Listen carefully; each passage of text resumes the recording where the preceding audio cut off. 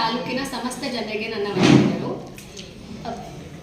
ರಾಮಲಿಂಗೇಶ್ವರ ಸ್ವಾಮಿ ದೇವಸ್ಥಾನದ ಬ್ರಹ್ಮ ರಥೋತ್ಸವವನ್ನು ನಾವು 2ನೇ ತಾರೀಕಿಂದ 7ನೇ ತಾರೀಕುವರೆಗೂ ಶಿಡ್ಲಘಟ್ಟ ತಾಲೂಕಲ್ಲಿ ಹಮ್ಮಿಕೊಂಡಿದ್ದೀವಿ.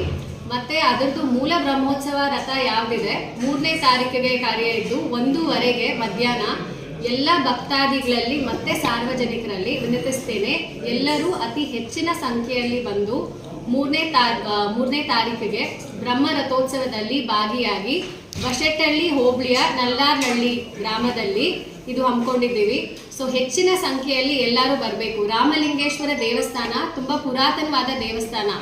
ಇದು ಒಂದು ಹಿಲ್ ಟಾಪ್ ಮೇಲಿದೆ, ತುಂಬಾ ಚೆನ್ನಾಗಿದೆ. ಆ ಲ್ಯಾಂಡ್ಸ್ಕೇಪು ಮತ್ತೆ ಇದು ತುಂಬಾ ಚೆನ್ನಾಗಿದೆ. ವಾತಾವರಣನೇ ಶಿವಾನೇ ಮೇಲ್ಗಡೆ ಪರ್ವತದ ಮೇಲೆ ನೆಲೆಸಿರೋ ತರ ವಾತಾವರಣದಲ್ಲಿರೋದ್ರಿಂದ ಎಲ್ಲ ಭಕ್ತಾದಿಗಳಿಗೆ ಅತಿ ಹೆಚ್ಚಿನ ಸಂಖ್ಯೆಯಲ್ಲಿ ಬಂದು ನಮ್ಮ ರಥೋತ್ಸವನ ಅತಿ ಹೆಚ್ಚಾಗಿ ಚೆನ್ನಾಗಿ ಮಾಡಿ ಈ ಸಲ ತುಂಬಾ ಚೆನ್ನಾಗಾಗಿದೆ. ವಿಜೃಂಭಣೆಯಿಂದ ಆಚರಿಸ್ತಿದ್ದೀವಿ. ಮುಜರಾಯಿ ದೇವಸ್ಥಾನ ಆಗಿರೋದ್ರಿಂದ ಎಲ್ಲರೂ ಬಂದು ನಿಮ್ಮ ಬೇಡಿಕೆಗಳೇನೇನಿದೆ ದೇವರ ಕೃಪೆನ ಪಡ್ಕೊಂಡು ಹೋಗೋದಕ್ಕೆ ಆಶಿಸ್ತೀನಿ. ಮತ್ತೆ ನಾವೆಲ್ಲ ನಮ್ಮ ಮುಜರಾಯಿ ಇಲಾಖೆ ವತಿಯಿಂದ ಈ ಕಾರ್ಡ್ ಕೂಡ ಪ್ರಕಟಣೆ ಮಾಡಿ ಎಲ್ಲ ಭಕ್ತಾದಿಗಳಿಗೂ ತಲುಪಿಸಿದ್ದೀವಿ. ಎಲ್ಲ ಗ್ರಾಮಗಳಲ್ಲಿ ಮತ್ತೆ ಗ್ರಾಮ ಪಂಚಾಯತಿಗಳಲ್ಲೂ ಕೊಟ್ಟಿದ್ದೀವಿ ಇದನ್ನ.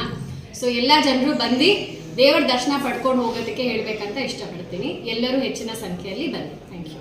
ಇಲಾಖೆ ಜೊತೆ ಸಂವಾದನೆ ಓಡಿಸ್ಬೇಕು. ಎಲ್ಲ ಇಲಾಖೆಗಳ ಹತ್ರ ಮಾತಾಡಿದ್ದೀವಿ ನಾವು. ಸ್ವಚ್ಛತೆಗೆ ಇಒ ಅವ್ರಿಗೆ ಗ್ರಾಮ ಪಂಚಾಯತಿ ವ್ಯಾಪ್ತಿಗೆ ಬರೋದ್ರಿಂದ ಎಲ್ಲ ಸ್ವಚ್ಛತೆ ಕಾರ್ಯನ ವಹಿಸೋದಕ್ಕೆ ಹೇಳಿದ್ದೀವಿ ಅವ್ರಿಗೆ. ಮತ್ತೆ ಕುಡಿಯೋ ನೀರಿನ ವ್ಯವಸ್ಥೆ ಮತ್ತೆ ಭಕ್ತಾದಿಗಳೇ ಟ್ರಾವೆಲ್ ಮಾಡೋದಕ್ಕೆ ಬಸ್ ವ್ಯವಸ್ಥೆ ಕೂಡ ಮಾಡಿಸಿದ್ದೀವಿ. ಈ ಸಲ KSRTC ಅವ್ರಿಗೂ ಬರೆದಿದ್ದೀವಿ. ಯಾಕಂದರೆ ತುಂಬ ಒಳಗಡೆ ಇರೋದ್ರಿಂದ ಬಸ್ ಕನೆಕ್ಟಿವಿಟಿ ತುಂಬ ಕಮ್ಮಿ ಇದೆ. ಸೊ ಅದ್ರದ್ದು ಒಂದು ವ್ಯವಸ್ಥೆ ಮಾಡಿದ್ದೀವಿ. ಸೊ ಜನರು ಬರೋದಕ್ಕೆ ಏನೇನು ಸೌಕರ್ಯಗಳು ಮತ್ತು ಸೌಲಭ್ಯಗಳು ಬೇಕು ಅದಕ್ಕೆ ನಾವೆಲ್ಲ ನಮ್ಮ ತಾಲೂಕು ವತಿಯಿಂದ ಎಲ್ಲ ಇಲಾಖೆಗಳು ಸೇರಿ ಒಟ್ಟಿಗೆ ಮಾಡ್ತಿದ್ದೀವಿ. ಸೊ ಎಲ್ಲ ಸಿದ್ಧತೆಗಳು ಪ್ರಗತಿಯಲ್ಲಿದೆ. ಸೊ ಪೊಲೀಸ್ ಸಿಬ್ಬಂದಿಗೂ ನಾವು ಮಾತಾಡ್ಬಿಟ್ಟು ಅಲ್ಲಿ ಬ್ಯಾರಿಕೇಡ್ಸ್ ಹಾಕ್ಬಿಟ್ಟು ಹೇಗೆ ಟ್ರಾಫಿಕ್ ಮ್ಯಾನೇಜ್ಮೆಂಟ್ ಮಾಡಬೇಕಂತ ಹೇಳ್ಬಿಟ್ಟು ಅದನ್ನು ಒಂದು ಮಾತಾಡಿದ್ದೀವಿ. ಸೊ ಅದ್ರದ್ದು ವ್ಯವಸ್ಥೆನ ಮಾಡ್ತೀವಿ. ಮತ್ತು ಕಮಿಟಿದವರು ಎಲ್ಲರಿಗೂ ಹೇಳ್ಬಿಟ್ಟು ನಾವು ಮೇಲ್ಗಡೆನೂ ಆಗಲಿ ರಥೋತ್ಸವದಲ್ಲಿ ಏನೇ ಅಡೆತಡೆಗಳು ಬರ್ದಿರೋ ಥರ ಸುಗಮವಾಗಿ ಆಗೋದಕ್ಕೆ ನಮ್ಮ ಕಡೆಯಿಂದ ಎಲ್ಲ ಸಿದ್ಧತೆಯನ್ನು ನಾವು ಮಾಡಿದ್ದೀವಿ. ಪಂಚಾಯತಿ ವ್ಯಾಪ್ತಿಯಲ್ಲಿ ಬರೋದ್ರಿಂದ ಒಂದು ಪಾರ್ಕಿಂಗ್ ಸ್ಲಾಟ್ ಅಂತ ಹೇಳ್ಬಿಟ್ಟು ಒಂದು ಕಡೆ ಮಾಡಬೇಕಾಗುತ್ತೆ. ಅದು ಮಿನಿಮಲಿಸ್ಟಿಕ್ ಆಗಿ ಏನಿದೆ ಪಾರ್ಕಿಂಗ್ ಚಾರ್ಜ್ ಒಂದು ಇರುತ್ತೆ. ಅದು ಪಂಚಾಯತಿ ವ್ಯಾಪ್ತಿಯಲ್ಲಿ ಅದನ್ನು ತಿಳಿಸ್ತೀವಿ.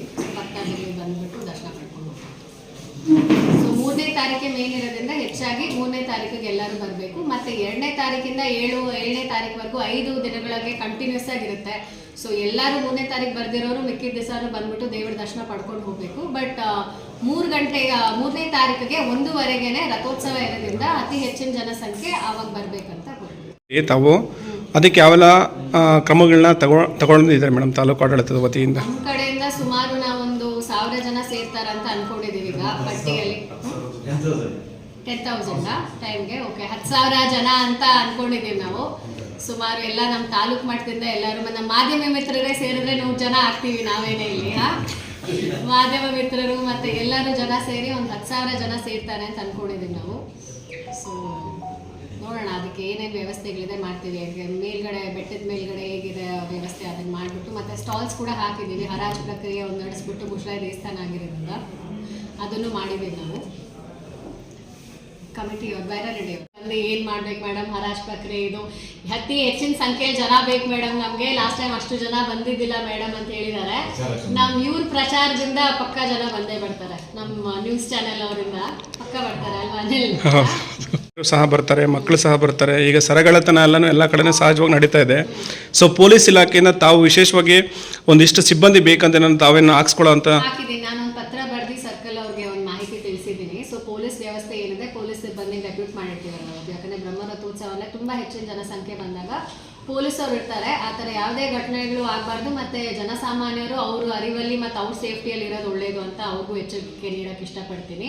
ನಾವು ಎಷ್ಟೇ ಸುರಕ್ಷತೆ ಅಂದರೂ ನಮ್ಮ ಎಚ್ಚರಿಕೆ ಮತ್ತು ನಮ್ಮದೇನಿದೆ ನಮ್ಮ ವಸ್ತುಗಳ ಸುರಕ್ಷತೆ ನಾವೇ ವಹಿಸಬೇಕು.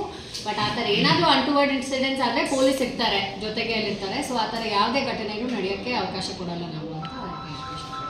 Okay, thank you madam. ಇದು ಏನಿದೆ ಅಂತ ಹೇಳ್ಬಿಟ್ಟು ಇವಾಗ ರಸ್ತೆದು ಒಂದು ಸ್ಯಾಂಕ್ಷನ್ ಬಂದಿದೆ ನಮಗೆ. ರಥೋತ್ಸವದ ಮುಂಚೆನೇ ಚಾಲನೆ ಆಗಬೇಕಿತ್ತು. ಬಟ್ ಅದು ರಥೋತ್ಸವ ಆದಮೇಲೆ ಇದಕ್ಕೆ ಚಾಲನೆ ಕೊಡ್ತೀವಿ. ಸೊ ಅದರದ್ದು ಒಂದು ರೋಡ್ ವ್ಯವಸ್ಥೆ ಅಂದರೆ ಇನ್ನೂ ಜನರು ಬರೋದಕ್ಕೆ ಅನುಕೂಲಗಳು ತುಂಬ ಚೆನ್ನಾಗಾಗುತ್ತೆ ವ್ಯವಸ್ಥೆ. ಮತ್ತು ನಮ್ಮ ದೇವಸ್ಥಾನಗೆ ತುಂಬ ಜನ ಅತಿ ಹೆಚ್ಚಾಗಿ ಬಂದರೆ ನಮ್ದು ಏನಿದೆ ಬಶೆಟ್ಟಹಳ್ಳಿ ಹೋಬಳಿ ಏನಿದೆ ಎಲ್ಲ ಮಠದಲ್ಲೂ ಚಿಕ್ಕಬಳ್ಳಾಪುರ ಜಿಲ್ಲೆಯಲ್ಲೇ ಬಶೆಟ್ಟಹಳ್ಳಿ ಹೋಬಳಿ ರಾಮಲಿಂಗೇಶ್ವರ ಸ್ವಾಮಿ ದೇವಸ್ಥಾನ ಮತ್ತೆ ಇನ್ನು ಹಲವಾರು ದೇವಸ್ಥಾನಗಳಿದೆ, ಅನಂತ ಪದ್ಮನಾಭ ಸ್ವಾಮಿ ದೇವಸ್ಥಾನ ಅಂತ. ಬಶೆಟ್ಟಹಳ್ಳಿ ಹೋಬಳಿಗೆ ಬೇಕಾಗಿದ್ದ ಕವರೇಜು ಮತ್ತೆ ಏನಿದೆ ಇವತ್ತು ಸಿಕ್ಕಿಲ್ಲ ನಮಗೆ.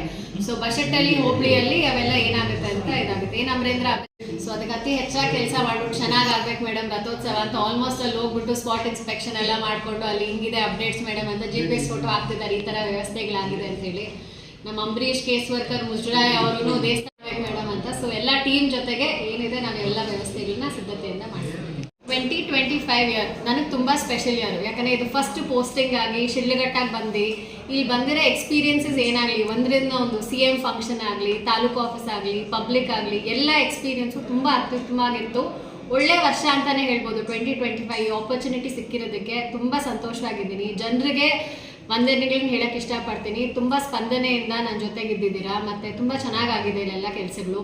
ಸೊ 2026 ಮೇನ್ ಅಜೆಂಡಾ ಏನಿದೆ ಅಂದರೆ ರೈತರ ಕೆಲಸಗಳು ಏನೇನಿದೆ ನಮ್ಮ ತಾಲೂಕಲ್ಲಿ ಆನ್ ಪ್ರಯಾರಿಟಿ ಮಾಡಿಬಿಟ್ಟು, ಏನು ಬಂದ್ಬಿಟ್ಟು ಅಯ್ಯೋ ತಾಲೂಕು ಆಫೀಸ್ ಏನಪ್ಪ ಕೆಲಸಗಳಾಗಲ್ಲ ಆ ಥರ ಅಂತ ಹೋಗಿದ್ರೆ, ತಾಲೂಕು ಆಫೀಸಲ್ಲಿ ನಮ್ಮನ್ನು ಕೇಳೋರಿದ್ದಾರೆ, ಸ್ಪಂದನೆ ಇದ್ದಾರೆ, ಅಧಿಕಾರಿ ಇದ್ದಾರೆ. ನಮ್ದೇನಿದೆ ಕಷ್ಟ ಇವತ್ತಿಲ್ಲ ನಾಳೆ ಒಂದು 2 ದಿವಸ ತಡ ಆಗ್ಬೋದೇ ಹೊರತು ಅದಕ್ಕೇನಿದೆ ಪರಿಹಾರಕ್ಕೆ ಒಂದು ಅನುಕೂಲ ಮಾಡಿಕೊಟ್ಟು ಮಿಕ್ಕಿದ್ದು ಏನಾಗಬೇಕಂತ ಹೇಳಿ ಜನಸ್ನೇಹಿ ತಹಸೀಲ್ದಾರ್ ಆಗಿ ಇದ್ದಿ ನಾನು ಹೆಸರು ಮಾಡಿಬಿಟ್ಟು ಮತ್ತೆಲ್ಲ ಜನರಿಗೂ ಅದೇ ಹೆಸರಿಂದ ಉಳಿಸ್ಕೊಂಡು ಹೋಗ್ಬೇಕಂತ ಇಷ್ಟಪಡ್ತೀನಿ.